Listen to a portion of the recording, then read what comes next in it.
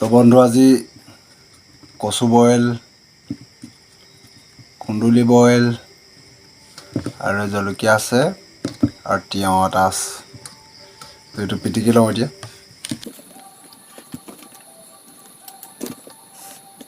মাজে মাজে বইলো খাব লাগে, পিটিকা কৰি স্বাস্থ্য ভালে থাকিব। কুন্দুলিকেইটা কুমলীয়া কুন্দুলি হয়, খাই ভাল লাগে কুমলীয়া কুন্দুলি বইল কৰিলে।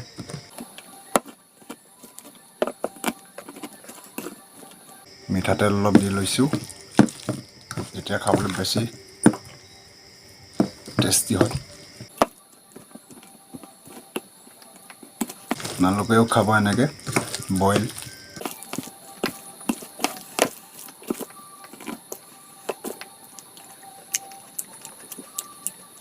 মজা।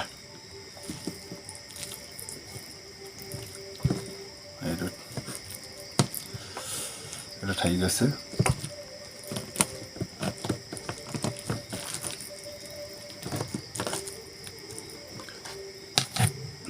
পানী অলপ দি লওঁ।